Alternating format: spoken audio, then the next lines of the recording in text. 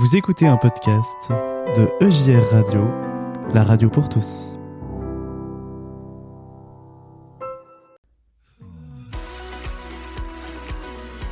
Tournoi de futsal, célébration et louanges, témoignages de sportifs de haut niveau. Vivez la fête du sport et de l'unité dans l'événement Ensemble 2024 au stade Pierre de Coubertin, en direct sur EJR Radio.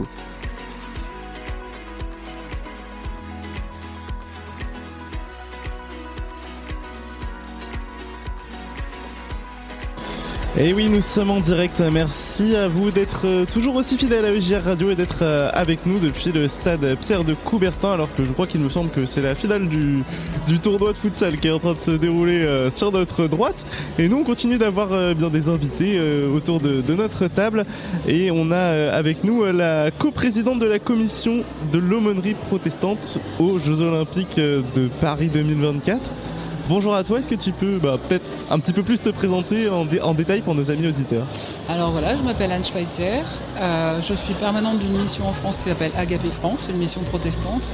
Et puis il y a 2 ans et demi, on m'a demandé, la FPF, donc la Fédération protestante de France, si je voulais prendre la responsabilité d'être coprésidente de cette commission pour la mise en place d'une aumônerie sur le village des athlètes, donc en commun avec Jean-Fred Berger, le général Jean-Fred Berger. Donc on est 2 à avoir pris cette charge pour mettre en place cette commission et recruter des aumôniers. Voilà. Et donc cette aumônerie, elle sera à destination des athlètes, de tout le monde entier qui vont venir aux Jeux Olympiques de Paris dans 79 jours. Voilà. Exactement. Voilà, sur le village des athlètes, donc il y aura un centre multiconfessionnel avec 5 religions, dont la religion chrétienne. Et puis donc côté chrétien, on a un espace donc catholique, protestant, orthodoxe. Et donc moi, je suis responsable avec Jean-Fred Berger de mettre en place, de recruter des aumôniers qui seront présents donc pendant la durée des Jeux olympiques et paralympiques sur le village même, donc au nord de Paris, à Saint-Denis. Oui, qui est sorti de terre il y a quelques jours. C'est ça. Qui a été inauguré il n'y a pas longtemps. Oui. Qu'est-ce qu'on entend par aumônerie finalement ? Qu'est-ce que vous allez proposer aux athlètes ? Alors on propose en fait, comme dans des précédents jeux, de pouvoir être présent pour eux, alors de manière bienveillante, pour des athlètes qu'ils soient chrétiens ou pas. Ça peut être certains qui ont besoin juste d'un temps d'écoute. Ce qu'on veut proposer, c'est de répondre à leurs questions. Pour ceux qui sont chrétiens et qui en auraient besoin, de pouvoir prier pour eux, on proposera des temps d'animation biblique. Mais on veut surtout être à l'écoute, nous adapter à eux. On sait que dans des Olympiades précédentes, comme par exemple à Londres, il y avait eu énormément de demandes par rapport à l'aumônerie chrétienne.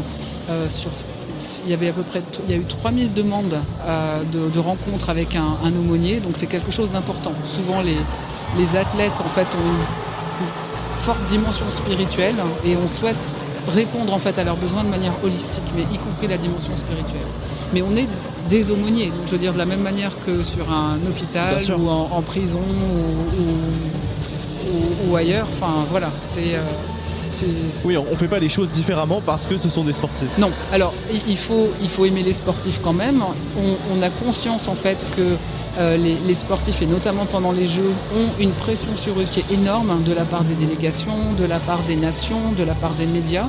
Nous, quelque part, ce qui est particulier chez nous et ce qui peut leur être bénéfique, c'est qu'on est neutre. On n'a aucun intérêt par rapport à eux. On est là de manière bienveillante, porteur aussi de l'espérance qu'on porte.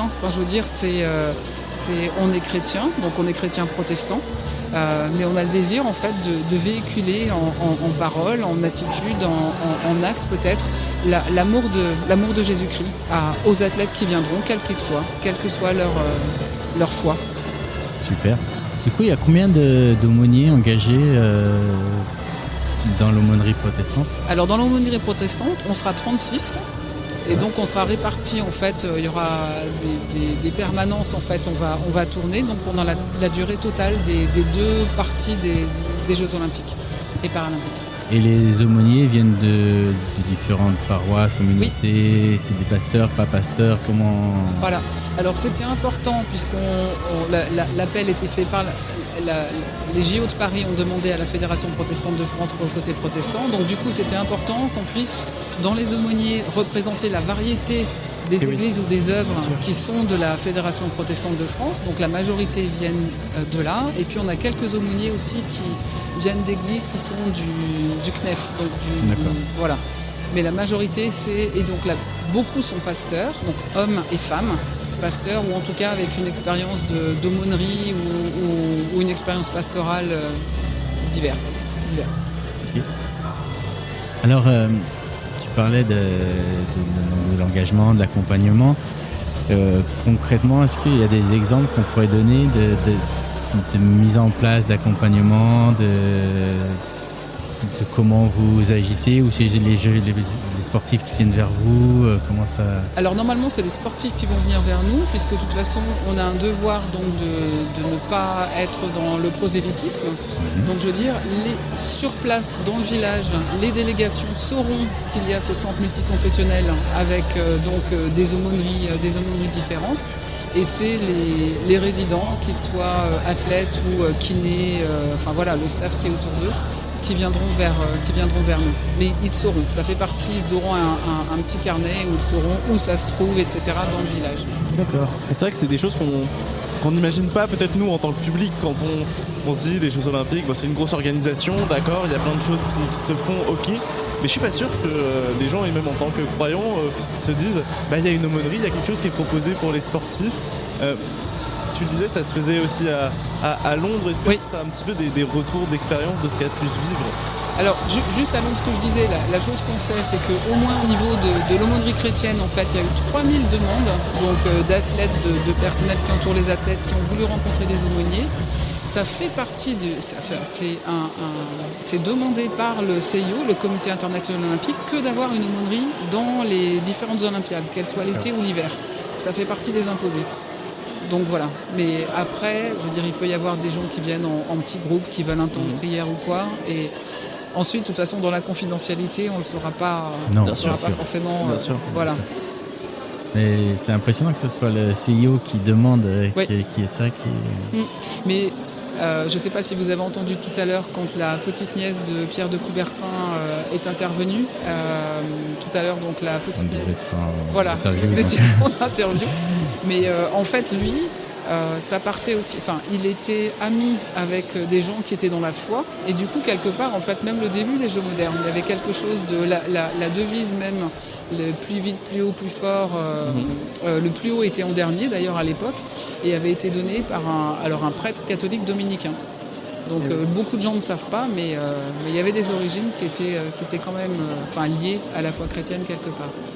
Oui, c'est vrai que c'est pas étonnant quand on regarde bon nombre de sportifs, tu l'as dit tout à l'heure, sont croyants, vivent leur foi, et je pense qu'il y a de plus en plus de sportifs qui aussi osent montrer leur foi, l'affirmer, dire moi je crois, je suis croyant, qui partagent leur foi, et j'imagine que c'est encourageant aussi peut-être pour nous les petits croyants que nous sommes. Ça fait penser, donc je pense que vous l'avez eu tout à l'heure, Joël Abati, peut-être pas, voilà, qu'on avait invité en fait. On a eu pour nos aumôniers protestants donc différentes sessions de formation, 3 jours en octobre, 3 jours en avril, des zooms de formation pour qu'ils soient bien formés, voilà. Et à notre rencontre en octobre, on avait demandé à Joël Abati, en tant qu'ancien athlète de haut niveau protestant, s'il voulait donner son témoignage. Et puis quand il est venu, pendant les 3 jours qu'on avait au mois d'octobre, il a dit « mais c'est super ce que vous vivez, et en fait, du coup, moi j'aimerais bien vivre la même chose, est-ce que je pourrais aussi m'intégrer à l'équipe des aumôniers ?» Donc c'est super, parce que du coup, on a quelqu'un qui peut être un peu presque un parrain de l'aumônerie protestante. Et puis quel parrain, c'est pas n'importe qui. Oui, c'est chouette. Et en plus, il est, grande simplicité. Ah oui, nous on l'a eu tout à l'heure, c'est vrai qu'il est super, quoi. Il est disponible. Il est très facile de contact, donc c'est super d'avoir quelqu'un comme ça. Ouais, il est très simple. Et voilà. Super. Du coup, est-ce que les gens qui nous écoutent, les auditeurs, ils peuvent faire quelque chose en fait pour l'aumônerie ? Je sais pas, prier, aider Oui. financièrement. Je sais pas, est-ce qu'il y a des choses? Alors, prier, tout à fait. Financièrement, je ne suis pas sûre parce qu'en fait, les frais. Alors, prier pour les finances, ça c'est une bonne chose quand même parce que c'est la Fédération protestante de France à qui on a demandé, l'organisation des Jeux a demandé d'organiser une aumônerie olympique et c'est vrai que ça représente des frais.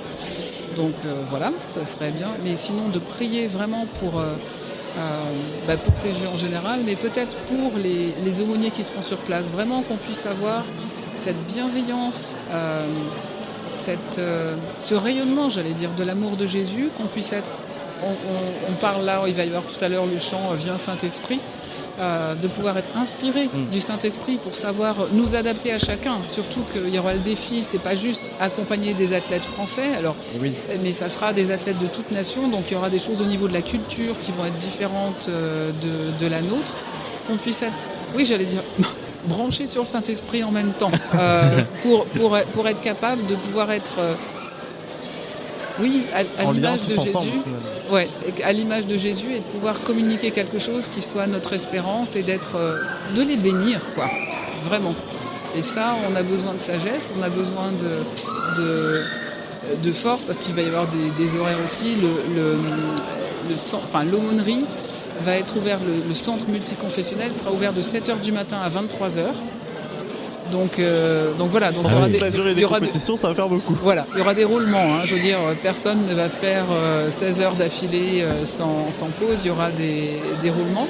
Mais voilà, qu'on puisse tenir, qu'on soit aussi, qu'on reste unis les uns avec les autres. Parce que donc on représente des églises qui sont différentes dans le monde protestant, avec des sensibilités différentes, ce qui est en même temps une chance, parce que je veux dire, ça montre aussi la variété du christianisme protestant, qui peut rejoindre justement des chrétiens variés sur le village. Donc voilà. Mais la prière, tout à fait, ne vous gênez pas, faites prier autour de vous, ça sera bienvenu. Et le message est passé. Notre tradition sur UJR Radio pour finir nos interviews, c'est de laisser la libre parole aux intervenants. Si aujourd'hui tu avais un petit message, quelque chose à dire à nos amis auditeurs qui nous écoutent, qu'est-ce que tu aimerais leur dire? Alors j'ai envie de reprendre un verset biblique. Et oui, je suis protestante. Oui. Non, mais dire, parce qu'une des choses qui m'avait profondément touchée, qui m'a permis de dire oui aussi, c'était, alors on va être à l'ascension demain. Et en fait, au moment de l'ascension, dans le début du livre des Actes, Jésus, au moment où il va partir, dit à ses disciples, restez ici, vous allez recevoir une puissance, le Saint-Esprit survenant sur vous, et vous serez mes témoins à Jérusalem, dans la Judée, la Samarie, et jusqu'aux extrémités de la terre. Et c'est quelque chose, c'est une mission qu'il nous confie à nous aussi. Et ce qui m'avait interpellé en relisant ce passage que je connaissais bien, c'était, en gros, Jésus leur dit, vous allez être témoins à Jérusalem, qui était entre guillemets la capitale, et puis vous allez aller dans la Judée, la Samarie, jusqu'aux extrémités de la terre, et là ça va être l'inverse. C'est les extrémités de la terre qui vont venir dans notre capitale à Paris. Donc c'est une chance aussi, c'est un privilège de pouvoir y être pour cet événement et d'être témoin. Eh bien, continue d'être témoin. On sait que c'est aussi le grand thème de travail de l'Église protestante unie en ce moment, l'Église de témoins, qui d'ailleurs sont en train de lancer le synode national aujourd'hui. Donc voilà, c'est cet aspect d'être témoin qui continue, et on ne peut que vous encourager, toi et tous les autres aumôniers qui seront présents pour ces Jeux Olympiques, d'accompagner au mieux tous ces sportifs et tous ces athlètes pour la joie et avec l'Esprit Saint. C'est tout ce qu'on peut vous souhaiter. En tout cas, merci de t'être arrêté à nous. Merci beaucoup. Merci beaucoup. Et puis, voilà, c'était super. C'est peut-être à une prochaine pour nous raconter après les JO. Pourquoi pas. Oui, ça serait super. Ça pourrait être sympa. Avec grand plaisir. Merci. Après le 8 septembre. Voilà. Merci beaucoup. On peut te laisser quelques semaines et quelques mois de repos aussi. D'accord. Merci à toi en tout cas. Au revoir. Merci.